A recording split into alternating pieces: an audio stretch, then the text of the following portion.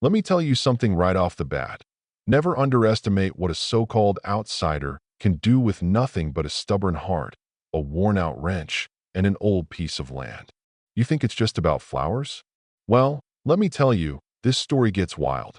A bulldozer in my yard, a fake emergency, and one move that turned the whole neighborhood upside down.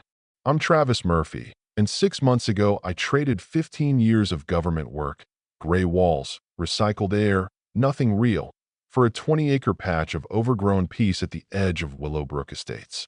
Yeah, I walked away from cubicles, spreadsheets, and endless reports on the weather, hoping to finally breathe for once. You know what I mean? Bought the land with every last penny, built my own little house out of cedar, nothing fancy, just honest wood, a wraparound porch, and a garden full of wildflowers and lavender that I spent months nursing back to life. For the first time since I was a kid, I actually felt like I was living, not just waiting. Then came Maria Whitmore in her silver BMW, heels clicking on my dirt drive like she owned the place.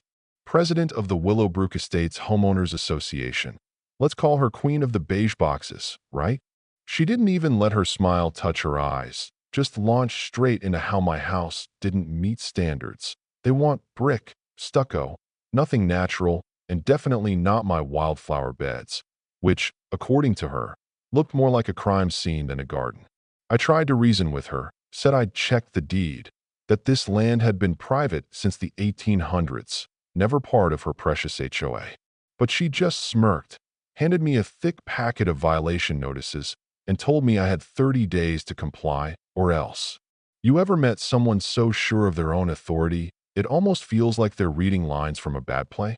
That was Maria, down to the perfectly manicured nails. By the end of that first week, I was getting fines for tall grass, for tree shadows, for having the wrong color trim on my windows, stuff you wouldn't believe.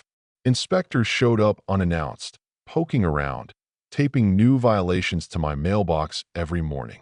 It was harassment by paperwork, and it wasn't subtle.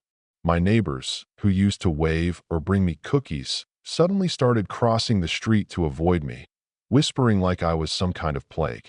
Even Elizabeth, the sweet old lady on the corner, told me she was advised not to get involved.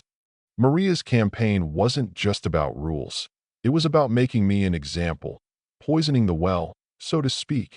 But let me back up a sec. That's about when I found it.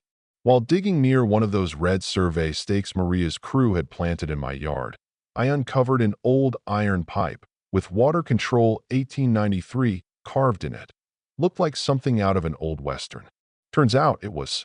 See, this land used to be the main water control for the entire area. I'd worked in environmental systems long enough to know water rights in Texas are no joke, especially ones going back over a century. So, naturally, curiosity got the better of me. I gave that valve a careful turn. Within minutes, the creek out back slowed to a trickle, the sheep ranch next door suddenly dry as a bone. One twist, and I had the power to cut water off to every house and animal in the area. I put it right back, sure, but I couldn't stop thinking. Maybe I wasn't as powerless as Maria thought, and she had no clue. While she kept ramping up her attacks, bulldozers, chainsaws, threats of legal action, I started doing my homework. County records, legal documents, everything proved those water rights were written into my deed, grandfathered in, ironclad. It all came to a head the day Maria showed up with a demolition crew. No warning, just a board-approved emergency permit she waved around like a royal decree. They tore up my garden, bulldozed my shed, chainsawed my baby fruit trees. Months of work wiped out in half an hour while Maria watched, arms folded, daring me to stop her. I swear, I've never felt rage like that, not just at the destruction, but at the way she enjoyed it. That was the day something inside me shifted from defending myself to fighting back. I went full legal, documented everything, called out Maria's fake meeting, her forged permits. The board members? Most didn't even know about the demolition. Turns out, Maria was running the HOA like her own private fiefdom. And my neighbors started to notice. Tom Whitmore, her husband, came by after the bulldozers left. You could see the shame on his face when he realized what his wife had done. That was the twist nobody saw coming. The HOA president's own family caught in the fallout. The final act? I sent every board member a letter, laying out Maria's violations and, for the first time, making it clear that if they didn't stop, I'd use my water rights. Posted a sign, legally, about the historical water system. People started talking. If that's real, we're sitting on a water bomb.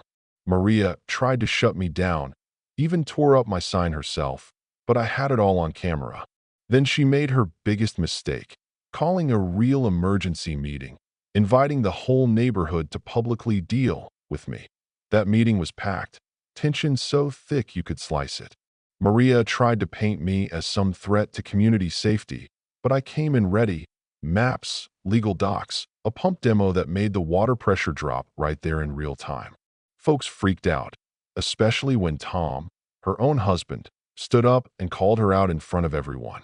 "You destroyed his garden, Maria. You lied to all of us." The whole narrative flipped in a second.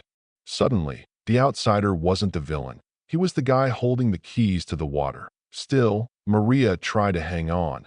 Threats, more bogus violations, even brought a clueless county inspector to my land without a warrant. That night, after weeks of hoping for reason, I finally did what I had to do. I shut off the water.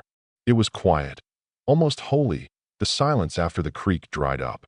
Next morning, as the HOA meeting started, Tom called Maria in front of everyone, desperate because his sheep were dying for lack of water. I walked into that meeting as calm as ever, told the whole crowd what was happening. I want my garden restored, Maria gone as HOA president, a public apology, and compensation for what she did. Do that, the water comes back on. Tom, proud, stubborn Tom, fell to his knees in front of 50 people, tears and dirt streaking his face, begging me not to let innocent sheep die for his wife's ambition. That moment, man, it breaks something in you. Seeing a good man brought so low. I turned the water back on, right there. His gratitude, the crowd's relief, it was the end of Maria's reign. They voted her out on the spot, set up a fund to restore my garden, and Tom, to his credit, divorced her not long after. She left town. No one's heard from her since. Now, half a year later, Tom brings me cheese every Sunday. The creek runs clean, and the garden's back better than ever. Funny, isn't it? I bought this land for peace and ended up in a war. But out of all that mess came real friendship and a community that finally figured out what matters. And as I sit on my porch, sipping coffee, watching the sheep graze by the water I once controlled, I realize justice really does move like a river. Slow, stubborn, impossible to stop. So, would you have stood your ground? Where do you draw the line between peace and justice? Drop your thoughts in the comments. Let's hear what you think. Because some fights, well, they make all the difference.